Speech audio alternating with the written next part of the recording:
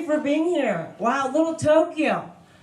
This feels like a homecoming, you know? Back to Tokyo, where I'm from, you know? Except it's a lot smaller, you know? And more Korean, you know? Look, Mom, I made it! Mom, I made it! I'm here! I made it here! Wow. I know, you were right. You were right, you know? It only took me 20 minutes to get here. When I first told my mom I was doing an hour of stand-up, she was like, "An hour? Wow. Are you going to talk about me?" And I was like, yeah, Mom, and a lot of other stuff. And she was like, "Oh, good, good. So, not a whole hour about me." I was like, "Oh, no, no, Mom, that's only in therapy." I speak 3 different languages, Mandarin, Japanese, English, you know. I could have been a diplomat, been successful, you know, made a lot of money, you know. But then I was like, how do I make this harder on myself? Oh, I know, jokes, yeah, that's where it's at, you know. Yeah, comedy, you know. Why would I want to be financially stable, you know? Why would I want to be full all the time, you know? I like the challenge, you know what I mean? Did I go to grad school? Yeah. What did I study? Creative writing and film. Yeah. I have a master's in creative writing. Yeah, thank you. Yeah, you know the thing everyone does when they write for fun? Yeah, that's what I have a...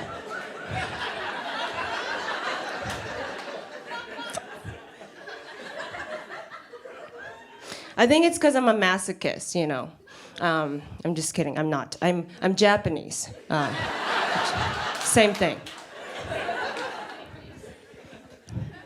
But it's good to be here, you know, it's good to be here. Just the other day, I was performing in a laundromat, so... It was a good crowd, you know, but it was a good crowd, you know, nothing like you guys. There were 6 people, and, you know, they weren't super attentive either, you know, to the comedy, but they were, you know, concentrating on doing their laundry, so I couldn't blame them, you know what I mean? And the washers and dryers were on, so it was really loud. The mic kept giving out, you know. It was a real blessing, you know. I couldn't think of a better place, you know, not to perform at. But that's just the nature of comedy, you know. That's just the nature of comedy. Sometimes I'm performing at the Wiltern, opening for Margaret Cho. Thank you, thank you. I know, yeah, that was one time. And sometimes, you know, I'm performing in someone's living room, you know, where we can't make people laugh too hard because there's a baby sleeping upstairs.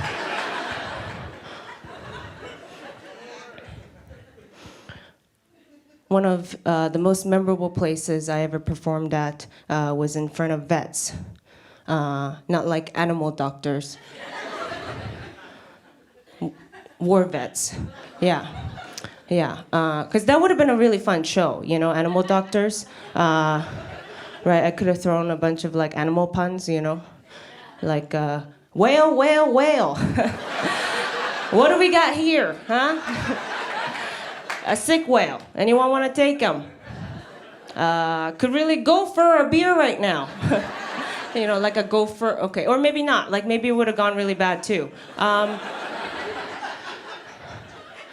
But yeah, it was American war vets, performed in front of American war vets in the South at a Hard Rock Cafe. Yeah, it was like a trifecta of fun, you know? And it was a lineup of all white dudes, and then it was me. And they were laughing at all the other dudes, but then when I came on stage, the entire room went silent. Yeah, and then I saw this guy just killing me with his eyes, you know? Like before I even spoke. Yeah. It felt like I had lost them, at Pearl Harbor. You know.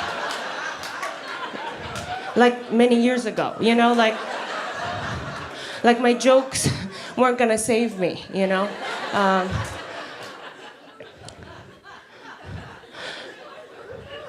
But then there was this one guy that did take a liking to me at the show.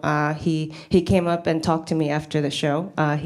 He was very fond of me. He was like, you remind me of a girl that I used to date in Vietnam. I was stationed there. Yeah.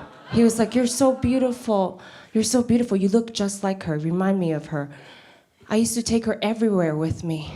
She used to go everywhere with me. And I was like, oh my God, I'm so sorry. I'm just not that Vietnamese,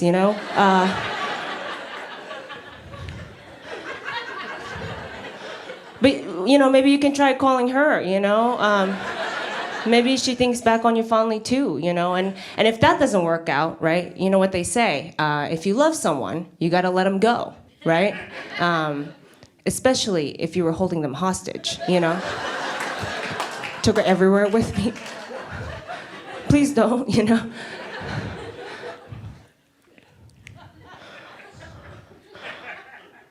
But here are the types of white guys that are into me. These are the. Do you guys want to know? Yeah. These are the types of white guys that are into me. Okay. All of them.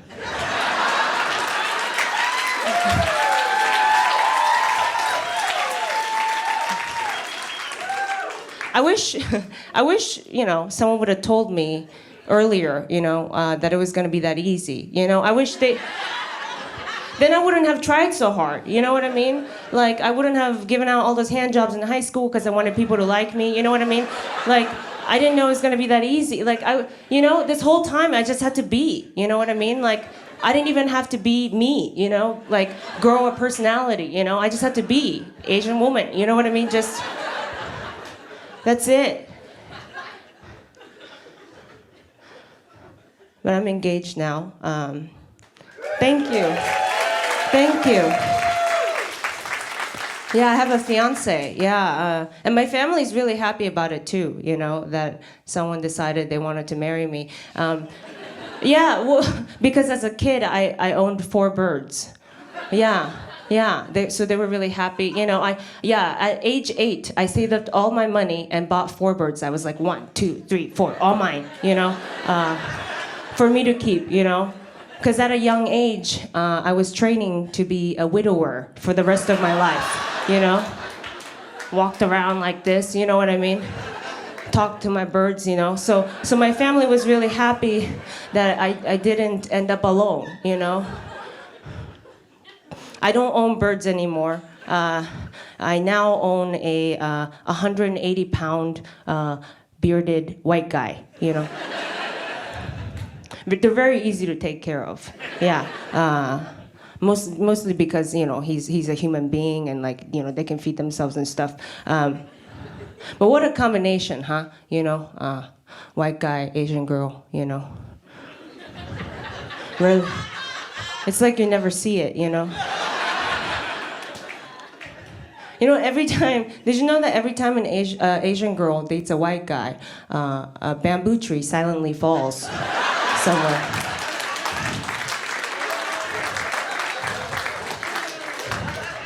Somewhere in China, and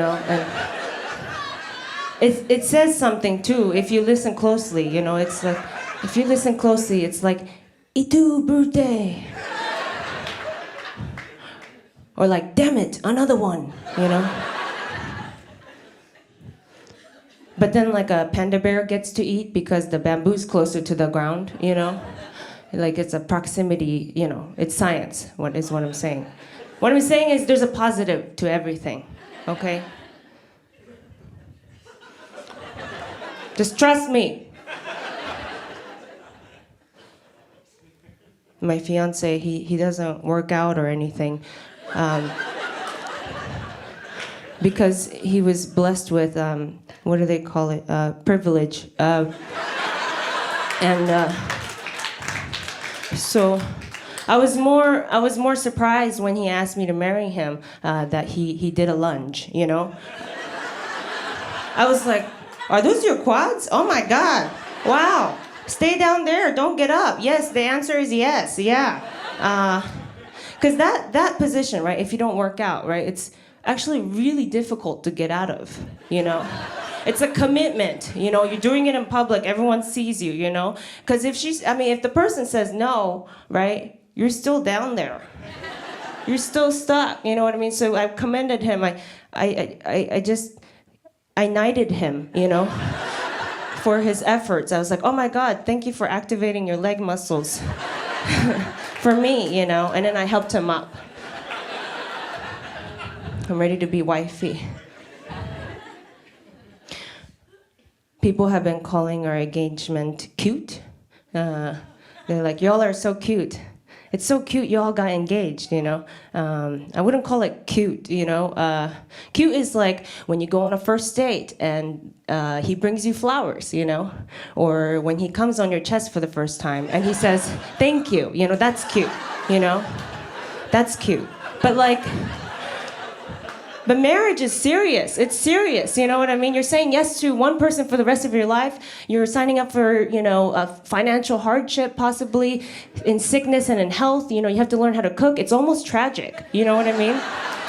Like, it's a serious thing. Don't call it cute, you know what I mean? Like, I need this to work, you know? I need this to work. You know, because I didn't have the best picture of marriage, right? My parents met each other on a Japanese dating game show.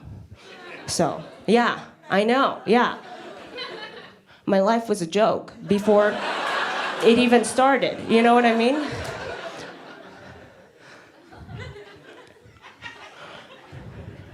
I was born in Taiwan, grew up in Japan. So because I grew up in Japan, you guys might not recognize me from TV or anything, you know, here. Because I know in LA, I'm fairly unrecognizable, you know. But in Japan, I'm totally unrecognizable.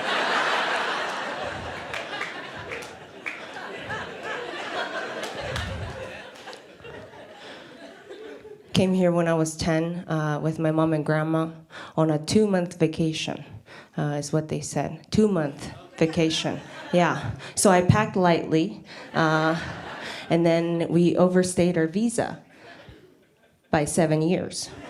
Yeah. And that is how you become illegal immigrants, right? So we were illegally here for 7 years.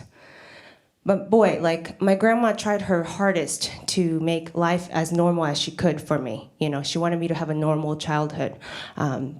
So, you know, I mean, as normal as you could make living in a garage, you know, because we lived in my uncle's garage to keep a low profile, you know. She would throw birthday parties for me, you know, because she loved me. You know, she would invite all my friends from school because she knew that's what all the kids were doing. You know, she would throw birthday parties for me. And I was always weary about that. I was always like, don't invite anyone over, you know. I don't need a party, you know. Like, we probably, you know, probably shouldn't be making too much noise, you know what I mean? And if we ever did make too much noise, my uncle from the front house would signal to us in the back, and we would turn the lights off. Yeah. And so during birthday parties, right, with the candles lit around the cake and everyone whispering the birthday song in the dark, it looked like we were having a seance. Like a 5th grade witchcraft session, you know? At school, I was given a new name, Stacy. Yeah, it was a name given to me by my teacher. She refused to learn Atsuko Okatsuka. She said it was too hard to say, so she gave me Stacy. Yeah, and it got so bad to the point where I would write my name on my homework assignments, Atsuko Okatsuka, and she would come over and tape over it, Stacy. Yeah. I know, and I didn't know what was happening at the time, you know, so I went home and asked my grandma about it. I was like, Grandma, what's going on? She was like, yeah, that's called racism.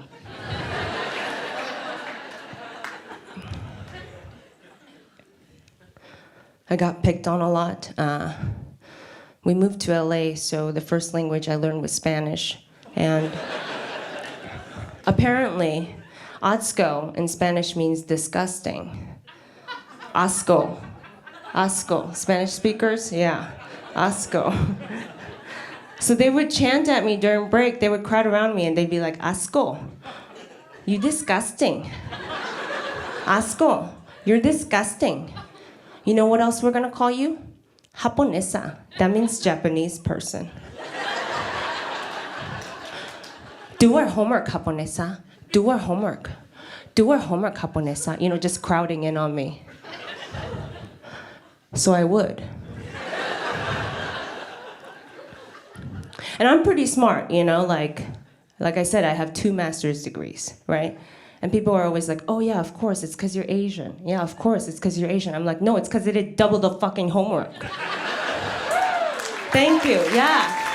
That shit stays with you. You keep doing it over and over. I had Belinda's to do, and Juanita's to do, and Maria's to do, and Brenda's to do, and a Caputo's, and Piper's, and Crazy Eyes to do. I've been watching a lot of Orange is the New Black to do. Okay?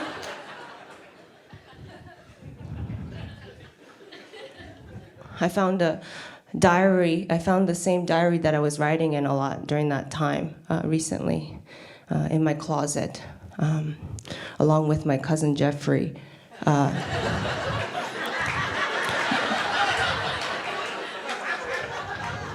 He's 12 and I know he's gay, but I was like, oh, I didn't know he would be in my closet, you know what I mean?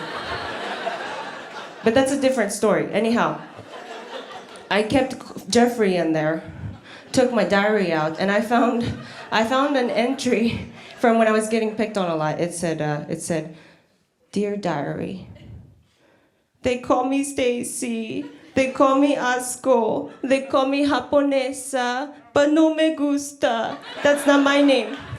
That's not my name. That's not my name. That's not my name.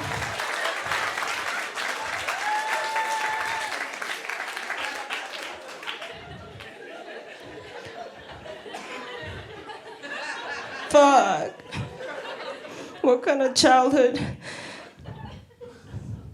After entering the lottery for 7 years, we finally got our green card. That's how we were able to stay here. So my mom, my grandma, and I, we would apply for the green card every year, and every year we would get denied. And on the 7th year, they drew out all 3 of our names. Yeah, and that is a miracle, right? Because that's how families get separated, right? Let's say they only drew out my name, then they would deport my mom and grandma, and I'd be an orphan, right? So that day was probably the happiest day of my life during that time. Now, the happiest day of my life during this time has been when I've been able to drive to the west side in 20 minutes, you know. So I've been called many things while I've been here. I've been called a Jap. I've been called a dolphin killer. Thanks to that wonderful documentary called The Cove. Yeah. If Blackfish, there's Blackfish too, but I was called a dolphin killer based on The Cove. The Cove, right? If you haven't seen it, it's a documentary about people in Japan who capture dolphins and they either eat them or sell them to water parks, right? Yeah. And it takes place in a region of Japan that I'm not from. But that doesn't matter, you know, to certain people because documentaries empower people, right? Especially this one lady at Trader Joe's. We were in the canned fish aisle, you know, and we got to talking, and when she found out I was Japanese, she freaked out on me, right? She was like, oh my God, you are a dolphin killer. I just watched The Cove. It's insane what you guys do to those dolphins. You kill them and you let them rot, or you eat them, or you sell them to water parks. It's really evil. You should tell your family right now, do not support that. You are a dolphin killer. You guys are dolphin killers. I was like, lady, do I look like a fisherman to you? I have a job. I work 2 jobs. I teach high school. Anybody else? No? Just me doing God's good work? Okay. The youth are at risk. Here I come, me. To save the day, it's me. You better pray for your kids now, you know. I teach continuation school, actually. Yeah, so kids who got kicked out of their other high school. Yeah, I got that job very fast. Very available job. Yeah. And, you know, for my safety, they said they had to give me a list of the reasons why the kids got kicked out of their other high school, you know, before I started teaching. And most of the reasons, you know, were small, you know, like they talked back to the teachers too much, or they did too much, you know, not big deals.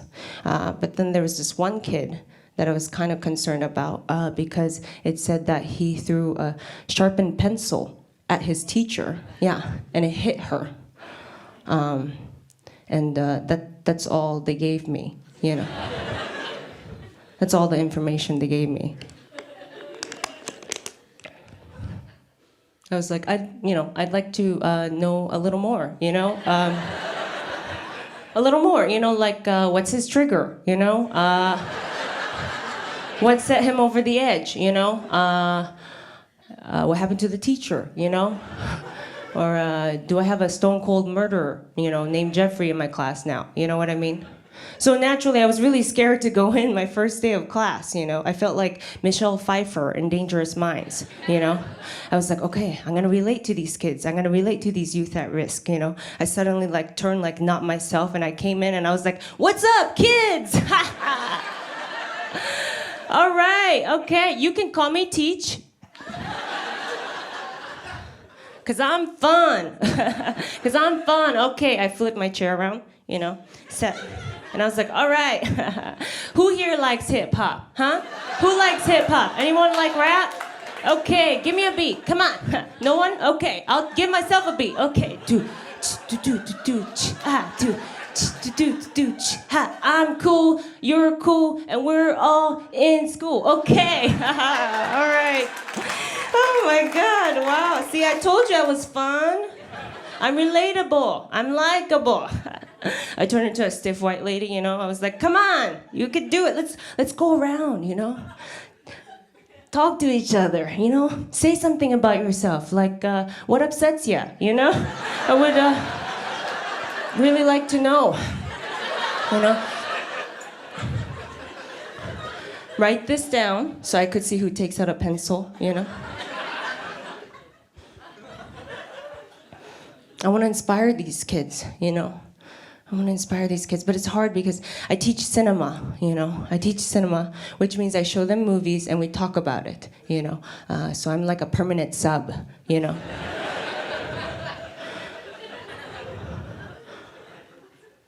But I put a lot of work into my lectures because I do want to make a difference, you know. I want to inspire them. And there was this one kid that I did inspire. He came up to me after class one day, and he was like, yo, Teach. I was like, good, yes, that's me. Yeah, and he was like, you know, I could tell you put a lot of work in your lectures. And I was like, really? He's like, yeah, you've inspired me. I want to be in the industry. And I was like, really? Wow. And he was like, yeah, I want to be a background actor. That's what I want to do right now. And I was like, oh, really? And he was like, yeah, because you're right, you know? You're right. The background actor does make the movie sometimes, you know? The background actor does make the scene, you know? And I was like, oh, well, you know, not really. Maybe I meant like they fill up the scene. I don't know, but like, you know, a lot of things make a movie, right? Like the directing, you know, the cinematography, the production design, you know, the main actor, you know. It's rare that anyone ever watches a movie and they're like, oh my God, who is that guy? Who is that guy walking in the back? Oh my God, no, really, who was he? I couldn't see his face, you know? Like no one ever does that. I feel like I pushed him the wrong direction, you know?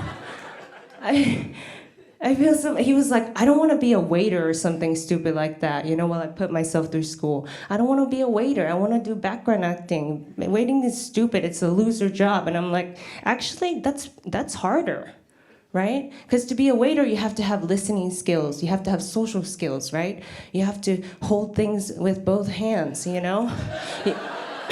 You're in, which puts you in this position of, questioning life. You know, and like. It's important to question life sometimes, is what I'm saying, you know. And so I have this kid who's, inspired to be a background actor. I have this kid who I'm still scared of, because he threw a pencil at his teacher, old teacher. And I have this other kid who goes by Speed Stick. Him I'm scared of, really scared of, because, like Speed Stick, wow, like, is that a prison? You know what I mean? Like... But I wanted to connect with him, so I was like, maybe he was on a track team. Maybe he's a fast runner, Speed Stick, maybe that's how he got his nickname. I don't know. So I was like, hey, why do they call you Speed Stick? And he got really defensive and he was like, 'cause I wear Speed Stick, duh. And I was like, oh, of course, like I wasn't aware, that kids got, so creative with their nicknames these days. But I didn't want to lose him. I didn't want to lose him there. So I was like, hey, my fiance wears Speed Stick too. And he was like, oh yeah? Well, what do they call him? And I was like, Ryan? He was like, oh yeah. Birth name? Birth name? I was like, I guess, birth name. No, because Speed Stick was taken. Oh my God, I can't win with these kids, you know what I mean? Sometimes, fuckers, these three sometimes I just want to be like, anyone have a pencil? I'll just stab myself, All of you.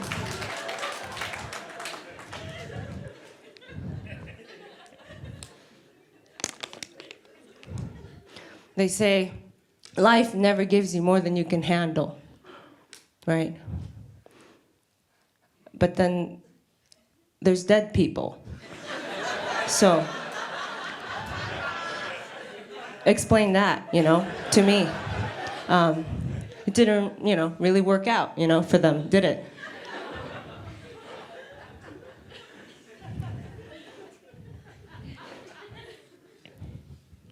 I've been taking Zumba, anybody? Yeah, Zumba lovers, oh my goodness. Yeah, I've been taking Zumba, because I get free Zumba classes from, I teach at the same dance studio that I've been taking it at. So I get free classes, and that's why I've been taking it. And Zumba, oh my goodness, is, it's really packaged perfectly, right, for the white soccer mom, right? Like it's Latin, so it's cultural, and you can feel cultured, And at the same time, you're training to be the perfect wife. You know what I mean? If you haven't seen Zumba, okay, so this is how a Zumba class goes. I'm gonna show you. I'm gonna be the teacher / sometimes the student. You'll see the role switches, maybe.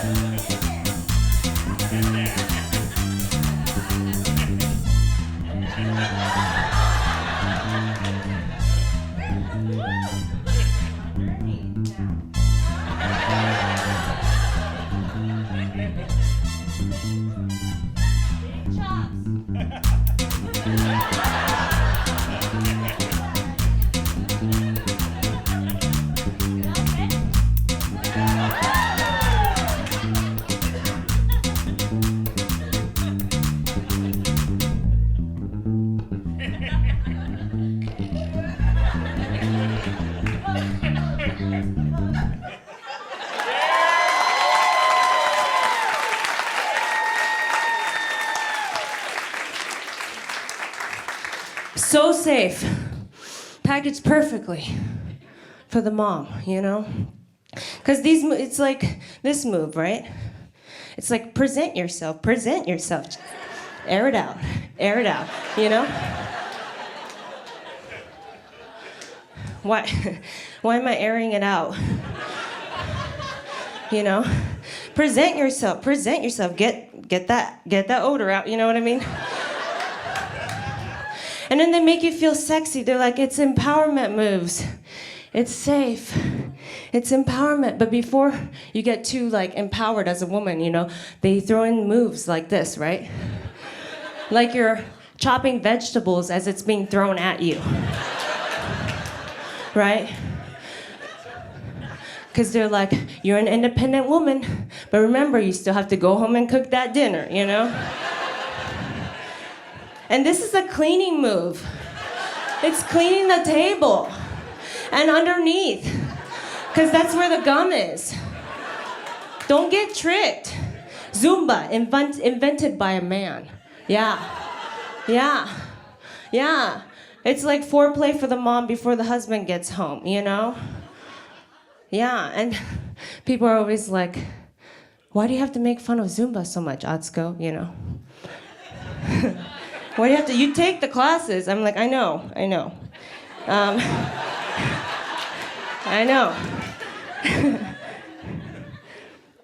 Well, I get free classes because, so I teach dance hall at this dance studio. Yeah. Thank you. Do you know what that is? Yeah, dance hall. It's Jamaican dance. Yeah, me. Yeah, apparently in Atwater Village, I was the closest thing to Jamaican they were able to find. Which is fine, you know, I take their money, you know. So people are always like, why do you have to make fun of Zumba? What, dance hall isn't packaged perfectly and safely for white people, you know? I'm like, no, actually, it's not. If you know dance hall, it's pure danger, okay? It is, like you will get hurt, you know? They're like, what, it's not foreplay? It's not foreplay for the mom, you know? I'm like, no, if you do dance hall, you will come, okay? Have you ever jumped in the air before, landed in splits, and then humped the floor? That's dance hall, yeah. And I would show you, but I want to finish the rest of the show, you know what I mean? I don't want to get hurt. But these soccer moms, they're incredible, right? Because they show up, they do the work, you know, working out, and then they go home, cook dinner, go pick up their kids. They're incredible, you know. Their dedication is very commendable, you know. There was this 8-month pregnant lady that I take Zumba classes with. And she took time off when she had her baby, but she was back in 2 weeks. Yeah, fit as fuck. Just ready to, just like keeping up with all the moves. I was like, wow, she did the bounce back. You know, that's what they call the bounce back, you know? The bounce back. Because my mom, you know, on the other hand, did what they call the bounce out, you know, after she had me. So just like let go of her body, you know? And my dad, he just bounced. That's right, yeah. But that's for a different show. I'm not gonna talk about. So my grandma raised me, you know. Thank you, yeah. Powerful woman. She raised me, and you know, we didn't grow up with a lot of money, but you know, she made sure to buy at least 2 Barbie dolls for me so I could play, you know. Most of my friends had at least 4, you know, so 2 was a big deal, you know, like, because, you know, 4 or like 2 was already enough, you know. And I got Barbie, not the off-brand Darby, so it was like.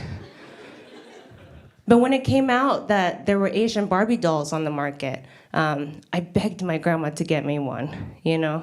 I was like, please, Grandma, I want a doll that looks like me, you know? I want to play with a doll that looks like me, you know? These blonde bitches don't understand the struggle. They don't even bend the right way for me, you know, to understand, you know? My grandma was like, we can't afford that. No, just color your Barbie's hair black. So I did, I took a Sharpie, I pinned my Barbies down, and I colored their hair black. And I drew around their eyes and colored the pupils in so they could look more Asian. Yeah. My Barbies look like little Hot Topic girls, They look scary, actually. My friends would come over and they'd be like, Atsuko, you're so emo. I'm like, no, I'm broke, bitch.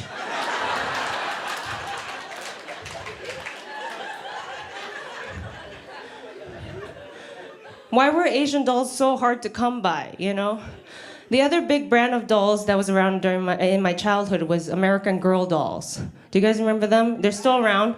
American Girl. Yeah, the dolls that represent girls of America, right? Yeah, I hear that laugh. I know. They didn't have an Asian doll, the original. They did have a black doll, though. Do you remember? Yeah, Addie. She was a slave girl. Yeah. In our lifetime, 18 years ago, Addie, the only black doll they had, was a slave girl. Yeah, what the fuck, right? Yeah. But that's the one I related to the most, because she was an outsider, I was like, I'm not some Parisian bitch, I'm not Molly, She came with a baguette in her box. But since then, American Girl, the company, has been trying to diversify. So now they have, for example, a doll that comes with a needle. Yeah. No, seriously, yeah. Because she's diabetic. Yeah. For real, yeah. Yeah. Which makes sense, because, what's more American than diabetes? You know what I mean? So...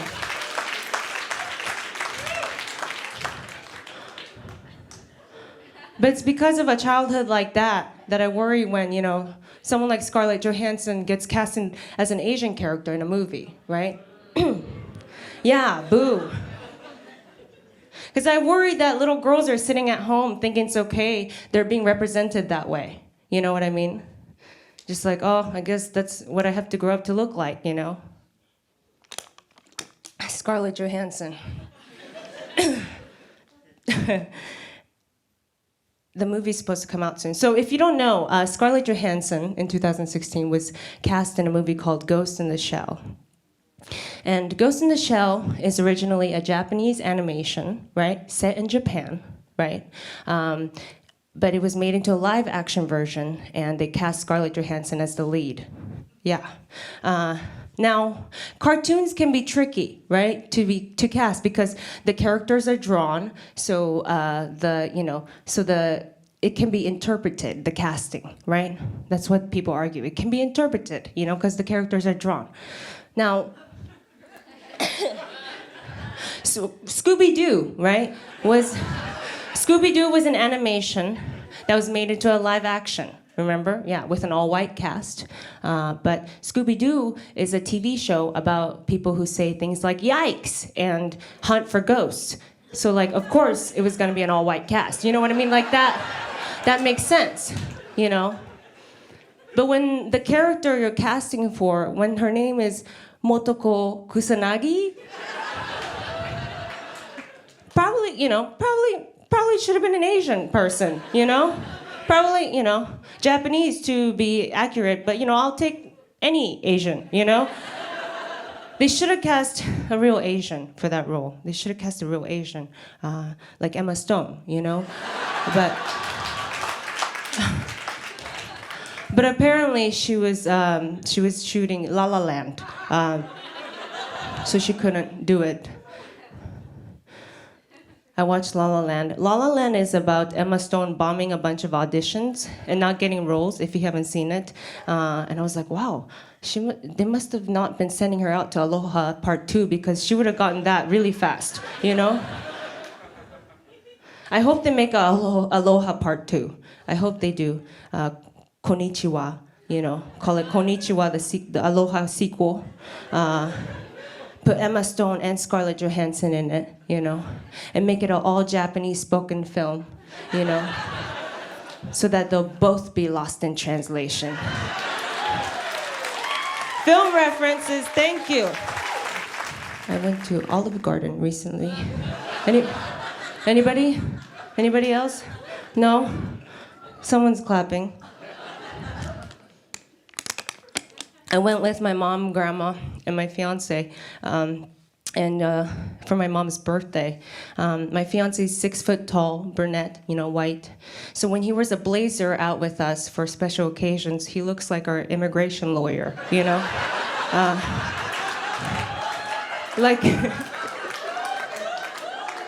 like we had just won a case and we went to Olive Garden to celebrate, We're like, we can stay here. Let's go to Olive Garden. It was my mom's birthday, and I was like, fuck, Mom, we haven't gone there. We only go there for special occasions. We only went when someone graduated in our family, so we only went once, But my mom was like, please, for my birthday, I want Italian food, please. Like, I want to go to a place where they do the birthday song. I love the birthday song. Please, I want the endless soup bowl, endless salad, endless opportunities, I was like, okay, we'll go to Olive Garden, So my grandma and I rushed to the front. We rushed to the front, go to the front desk. My mom's lagging behind because we wanted to surprise her. And I was like, excuse me, it's my mom's birthday, and we were wondering if you do the birthday song. And they were like, yeah, duh, stupid. I was like, wow, this is a challenge now. I wasn't aware, that they still didn't care, the people working there, I was like, okay, this is a challenge. Because we're immigrants, okay? So you say, all you can eat, we say, how high? How high can we stack these plates? We will make you work today. Okay? Oh, we were ready. My mom, she was full by the second bowl of soup, okay, the endless soup bowls. But she wanted to try all 4 different kinds. So she went for the third and fourth, started over. First, second, third, fourth, started over. First, second. My grandma at every moment had a breadstick in each hand and half of one in her mouth. I was licking the plates clean, I wasn't wasting a dime, And these waiters, they never came around to see how we were. They never came around to refill things, I had to go to the kitchen to be like, hi, remember us? Yeah, you gave us attitude earlier? Yeah, we're still here. Endless soup bowls, endless fun? Yeah, we would like another round,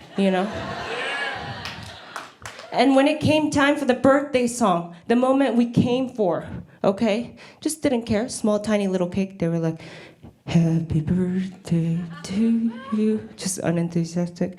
Happy birthday to you. I had to meet them halfway. I was like, happy birthday to you. You mean happy birthday to you. Are you falling asleep right now? Happy birthday. And they failed to get my mom's name. So when it came to the name of the song, it fell silent. Yeah, I was like, Linda, happy birthday, dear Linda. Yeah, that's right, Mama. Don't worry, I know your name. You know what I mean? I was so pissed. My name is Atsuko Okatsuka. My grandma's name is Lee. Linda's the easiest thing you're gonna get tonight. Okay? You will remember her name. I couldn't with them. I couldn't. It was so bad. It was so bad, and $68 for the entire experience. $68. You know why? Because the 3 of us got a little cocky, and we all decided to get the tour of Italy. That's a plate there, yeah. Where you get a sample of everything, There's also the northern tour of Italy, but we didn't get that because that's $5 more. It was bad because, it's bad when the one white person doesn't ask to talk to management. He's just like, I can't, I've given up, We finally got home, and my mom sat down, and she was like, oh no. And I was like, what, Mom, did you eat too much? She was like, no, what I meant this whole time was, I meant to say, I wanted to eat at Macaroni Grill. And I was like, damn, Mom, fuck! It sure sounded like you were describing Olive Garden. We're not going, okay? We're not going. We'll pencil it in for next year, Too much carbs. I can't. No more. No more carbs. Do you guys remember when everyone woke up suddenly and no one could eat gluten anymore? That was a sad day. We breathe LA pollution, okay? We're in a drought, but it's bread that's gonna kill us. Not all of us, just white people. It's not funny because I have some really good white friends, but they're gonna die soon. Apparently, white people are still evolving, you know? Like, every day there's a new thing they can't eat anymore, you know? Like, their bodies are still trying to figure out but their biology. It's like, oh, no, today I can't eat dairy, the next day it's meat, you know what I mean? I'm like, make up your mind, the menus keep changing around me, you know? I feel like someday soon, you know, the Echo Park, Silver Lake, and all the hip areas will be regentrified by all the immigrants who were able to eat bread, you know.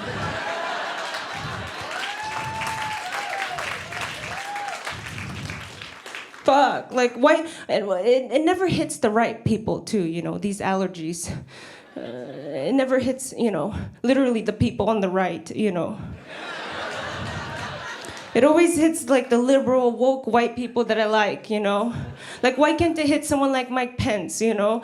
Because he looks perfectly healthy, and I know he don't eat kale. But we should push him to eat kale, because kale is easy to choke on, you know? We should, like, because for George W., right, he choked on a pretzel. And for Pence, it could be kale, you know?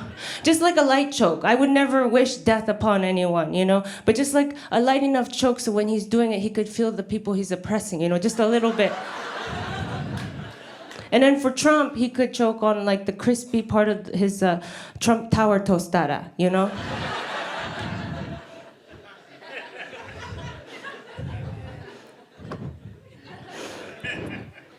They say life never gives you more than you can handle. But sometimes you end up in Texas for Thanksgiving. Anybody else know just... Because I decided to marry a white guy from the South. It was time to meet his relatives. Yeah, Weatherford, Texas. Exactly, yeah. I'm always scared to go to a city, you know, that I've never heard of, and it's in Texas. You know what I mean? It's like I already know what it's gonna be like. I'm like, oh no, I know the population, you know. Weatherford, Texas, yeah. I had to meet 39 of his white Christian Southern relatives. Half of them voted for Trump, you know. I was like, oh, I can do this. I think I can do this. You know, I did the illegal immigrant thing. You know, life threw me a lot already. You know, I was like, I can talk to 39 white people. Yeah, I can do that. And I had like put my guard up, but when I showed up, I had a lovely time. I had a wonderful time at Thanksgiving. You know, they had all learned my name before I showed up. Yeah. And so, yeah, when I entered the door, when I came in, they were like, Atsuko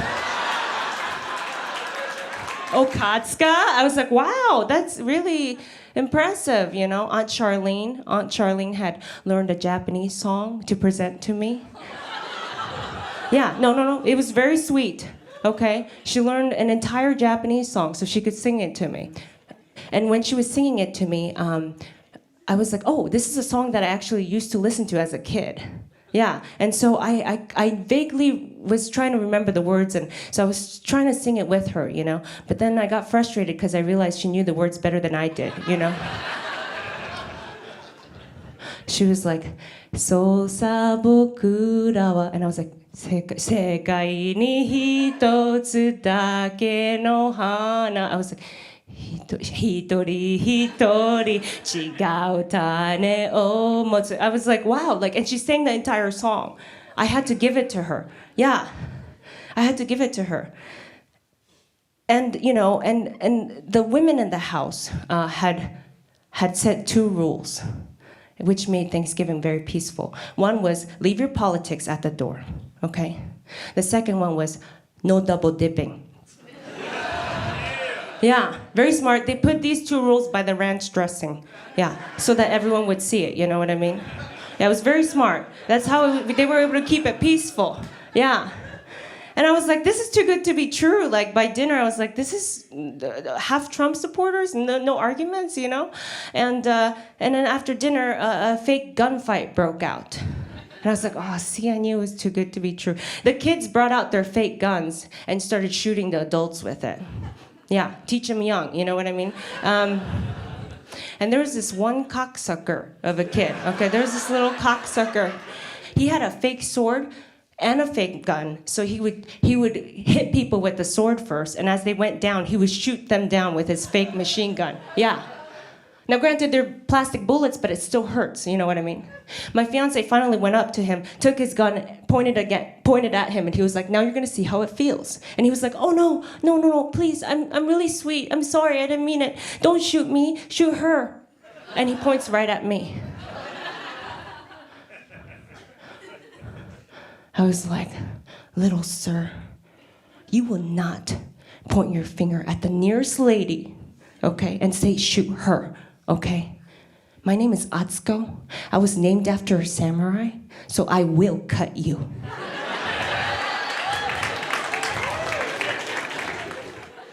My dad told me I was named after a samurai, which is, you know, a nice way of him telling me he wanted a son, you know? And the samurai he named me after died at age 17. Yeah, in a sword fight. Yeah. He wasn't even good at his job, you know? I was like, oh shit, so you had high and low expectations of me. Thanks, Dad. But even though Thanksgiving was lovely, I was ready to come back to LA, you know? To be by my people, to be with my liberals, you know? I was like, yeah. And then I went to this party, you know, came back to LA, went to this party, hipsters, liberals, you know? And of course, while I'm there, I get asked to read someone's Chinese tattoo. And I was like, Itu Brute? He wanted me to check it, like, not check it out, but like check what it said, you know? And I was like, you should have done it when you got it, but okay, whatever. Okay, I recognize some of the characters. Okay, yeah. It says, そうさ、僕らは世界に一つだけの花。一人一人違う種持つ。その花を咲かせることだけに一生懸命になればいい。So good luck with that. The even crazier part is that those are the lyrics to the song I learned from Aunt Charlie.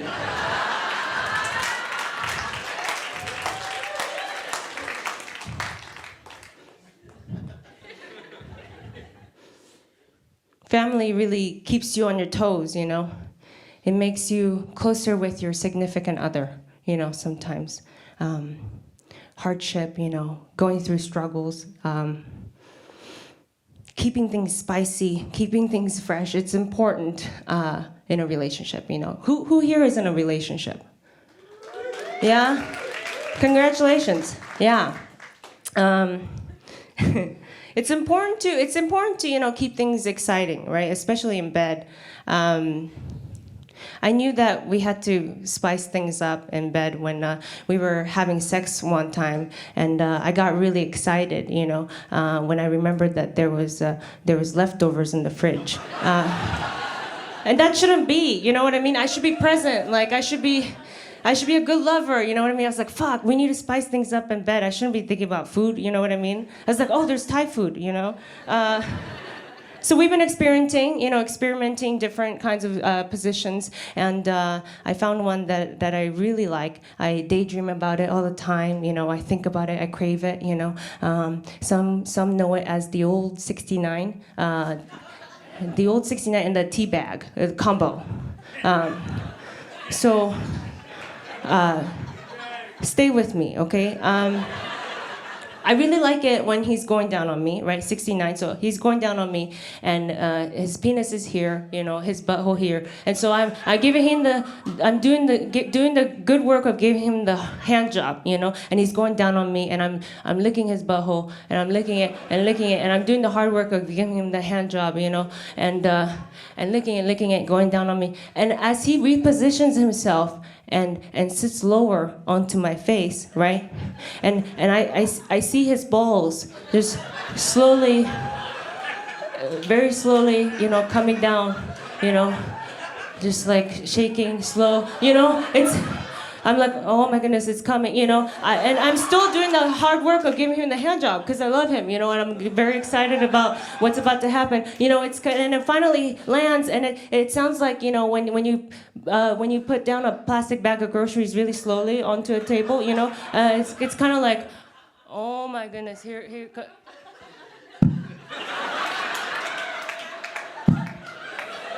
And it finds footing in my eye sockets, you know, finally, and I'm still giving him the hand job, you know, and it's so soft and it's so warm, you know, that I almost fall asleep, you know, but I don't because we're not finished yet, you know, and so I keep giving him the hand job. It feels like, you know, like an eye mask, you know, like it's oh my God, wow, I'm so relaxed all of a sudden, you know, and then that's when I threw him off and I had an epiphany. I was like, that's what marriage should be like, you know, really hard work and relaxing at the same time. You know, you should try it. You know, if you're in a relationship with your couple, yes, please try it. I just saw you kiss your wife like, hey, honey, we're gonna try it. You should. Feel it. And if you're in a lesbian relationship, if you're a lesbian couple, you could use actual tea bags, you know? You could, and then afterwards, you can put it in cups and have tea and be relaxed, you know? Yeah. We did it, honey, you know. We don't need balls, you know, just tea bags, you know what I mean? It's so beautiful. What I'm saying is, you can always find the beauty and the absurdities and chaos that's happening in life. And with that said, thank you so much. My name has been Atsuko Okatsuka. Y'all have been so great. Thank you. Thank you.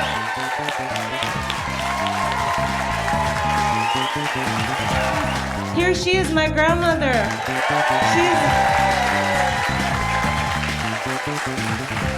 Do you want to say anything? Thank you, everybody. Come here. I'm so happy tonight. I want to dedicate this show to her. I really wouldn't be here at all if it weren't for her. So, to my grandma. And thank you so much. Have a great evening.